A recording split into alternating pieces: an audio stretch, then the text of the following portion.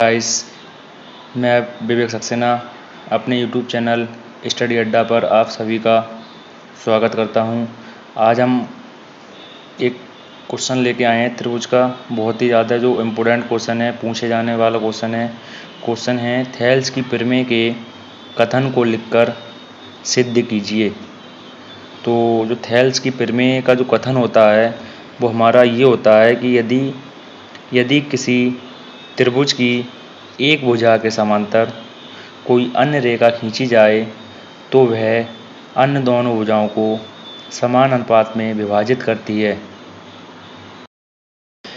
जैसा कि हमें त्रिभुज ABC में दिखाया गया है कि BC भुजा के समांतर एक भुजा DE खींची जाती है, जो DE भुजा शेष दोनों भुजाओं को बराबर अनुपात में विभाजित करती है। अब हम इसको सिद्ध करेंगे। तो हम लोगों को दिया गया है कि त्रिभुज ABC में DE समांतर है BC के, जो कि DE समांतर है BC के, तथा DE भुजा AB को D पर तथा भुजा AC को E पर काटता है। जो DE भुजा है वो AB भुजा को D पर तथा AC भुजा को E पर काटता है। हमें सिद्ध करना है जो AD बटे DV बराबर है AE बटे EC के। AD बटे DV बराबर है AE बटे EC के। तो सबसे पहले हमने त्रिभुज ABC की रचना की।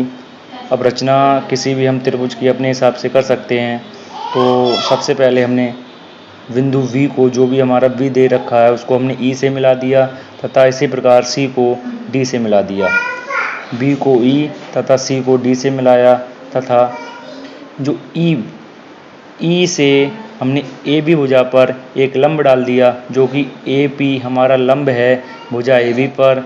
इसी प्रकार जो DQ है, ये वाला जो DQ है वो भुजा AC पर लंब है जो हम खींचते हैं। अब हम इसकी उपपत्ति करते हैं। तो हमें ज्ञात है कि किसी भी त्रिभुज का जो क्षेत्रफल होता है वो होता है 1/2 गुणा आधार गुणा ऊंचाई।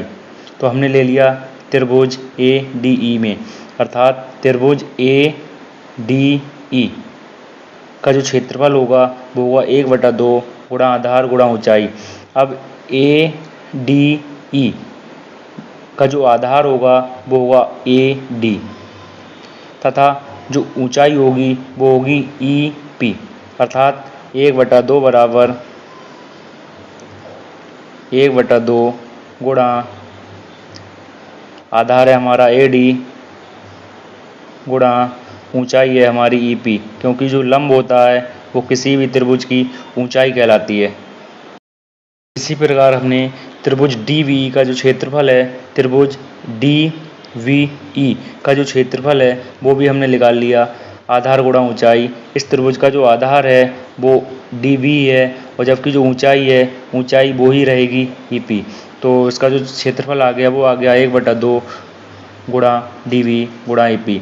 अब हम क्या करते हैं, जो त्रिभुज AD का क्षेत्रफल है उसको हम भाग दे देते हैं त्रिभुज DV के क्षेत्रफल से, जिसके पश्चात हमें प्राप्त हो देने के बाद जो आएगा त्रिभुज AD का क्षेत्रफल अपॉन त्रिभुज DV का क्षेत्रफल, वो आएगा इज इक्वल टू 1/2 गुणा AD गुणा EP अपॉन 1/2 गुणा DV गुणा EP।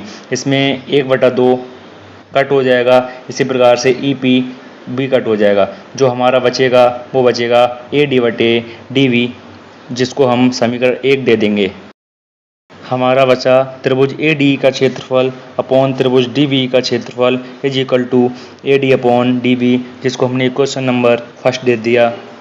अब इसी प्रकार से हम त्रिभुज AD का क्षेत्रफल फिर निकालेंगे। इस बार हम AE को आधार मानेंगे और जो DP है उसको हम लंब मानेंगे। AE को आधार मानकर त्रिभुज AD का जो क्षेत्रफल निकाला वो 1/2 गुणा आधार गुणा ऊंचाई। अब हमारा जो आधार है वो AE हो गया AE और जो ऊंचाई है वो DQ हो गई। इसी प्रकार से अब हम त्रिभुज D ई सी का क्षेत्रफल निकालेंगे। त्रिभुज डी ई सी का जो क्षेत्रफल होगा, इसमें जो आधार होगा वो ई सी होगा तथा जो ऊंचाई होगी वो हमारी डी क्यू ही होगी। तो 1/2 गुणा आधार गुणा ऊंचाई, तो 1/2 आधार हमारा ई सी हो गया और जो ऊंचाई है हमारी वो ही रही डी क्यू। अब हम फिर से जो त्रिभुज ए डी का क्षेत्रफल है उसको हम डिवाइड कर देंगे त्रिभुज डी ई सी के क्षेत्रफल से। तो हमने भाग दिया त्रिभुज ए डी के क्षेत्रफल को त्रिभुज डी ई सी के क्षेत्रफल से, तो देखो 1/2 हमारा कट हो जाएगा और इसी प्रकार से डी क्यू कट हो जाएगा। हमारा जो भी बचेगा ए ई वटा ई सी, इसको हम इक्वेशन नंबर 2 दे देंगे। अब त्रिभुज डी बी ई तथा त्रिभुज डी ई सी का जो क्षेत्रफल होगा वो समान होगा अर्थात बराबर होगा, क्योंकि यह दोनों त्रिभुज एक समान आधार जो कि डी और समांतर रेखाएं डी तथा बी सी के मध्य स्थित हैं। इसलिए त्रिभुज डी बी ई का जो क्षेत्रफल होगा वो त्रिभुज डी ई सी के क्षेत्रफल के बराबर होगा। जैसा कि हम चित्र में देख पा रहे हैं कि त्रिभुज डी बी ई तथा त्रिभुज डी ई सी जो बने हुए हैं वो एक ही आधार डी पर बने हुए हैं तथा हमारी जो समांतर रेखाएं हैं डी तथा बी सी इन दोनों के मध्य स्थित हैं। इसलिए इन दोनों त्रिभुजों का जो क्षेत्रफल होगा वो आपस में बराबर होगा। इसीलिए हम त्रिभुज डी बी ई का क्षेत्रफल जो है और जो डी सी का क्षेत्रफल है इक्वेशन नंबर 2 में, तो इसके स्थान पर हम डी बी ई का क्षेत्रफल रख सकते हैं। दोनों त्रिभुजों के क्षेत्रफल समान होने के कारण हमने त्रिभुज डी बी ई का जो क्षेत्रफल है वो इक्वेशन नंबर 2 में लगा दिया, अर्थात डी ई सी के स्थान पर त्रिभुज डी बी ई का क्षेत्रफल आ गया, जो कि दोनों त्रिभुजों के क्षेत्रफल और बराबर हैं। इसीलिए त्रिभुज डी ई सी के क्षेत्रफल के स्थान पर त्रिभुज डी बी ई का क्षेत्रफल आ गया। अब हम समीकरण 1 तथा 3 से ये पाते हैं कि इनका जो एक पक्ष बराबर है, बायां पक्ष दोनों में त्रिभुज ए डी का क्षेत्रफल अपॉन डी बी का क्षेत्रफल सेम है, अर्थात एक पक्ष बराबर है, जो उनका जो दूसरा पक्ष होगा वो भी आपस में बराबर होगा। तब समीकरण 1 व 3 में दोनों समीकरणों में एक पक्ष बराबर है तो हमारा जो दूसरा पक्ष है वो भी बराबर होगा, अर्थात ए डी वटे डी बी बराबर होगा ए ई वटे ई सी के, जो कि हमें प्रूव करना था।